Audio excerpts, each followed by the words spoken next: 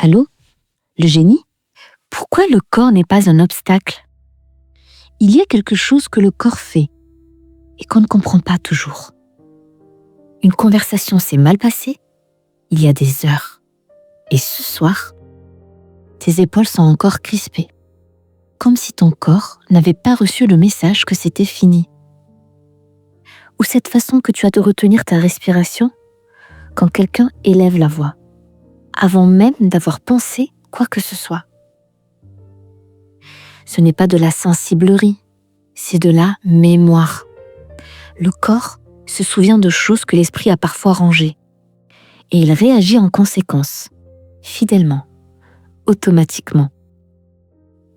Le chercheur Peter Levine a observé quelque chose de fascinant.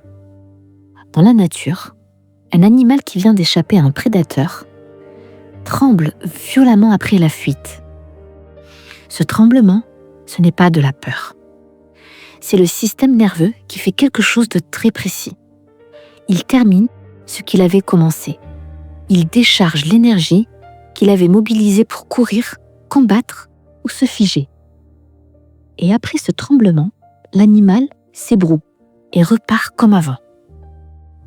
Nous, les humains, on a appris à ne pas trembler. On se retient, on se contrôle, on fait bonne figure.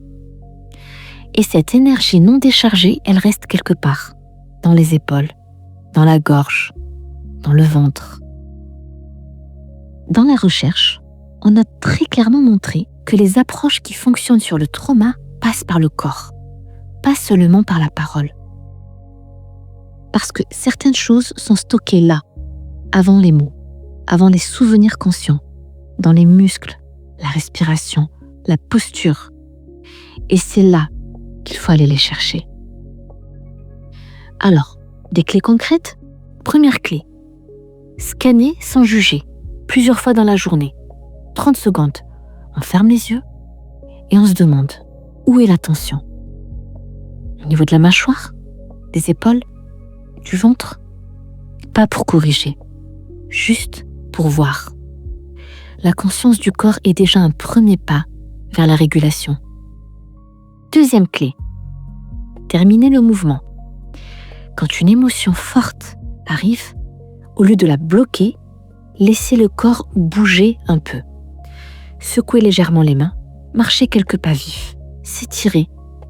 Ces micro-mouvements aident l'énergie à se décharger, exactement comme l'animal qui tremble. Troisième clé, rester avec la sensation jusqu'à ce qu'elle change. Choisir un moment calme. Laisser une sensation inconfortable être présente. Sans la fuir, sans s'y noyer. Juste observer. La plupart des sensations corporelles, si on les laisse exister, atteignent un pic et redescendent d'elles-mêmes. Le corps n'est pas ce qui te trahit. Il est ce qui te porte. Et si tu lui donnes la permission de terminer ce qu'il a commencé, il retrouve l'équilibre. Tout seul. Dans le prochain épisode, on va parler de la voix qui empêche parfois ce travail. Cette voix qui dit que tu ne mérites pas d'aller mieux, le pardon de soi. Pas comme belle phrase, comme acte concret.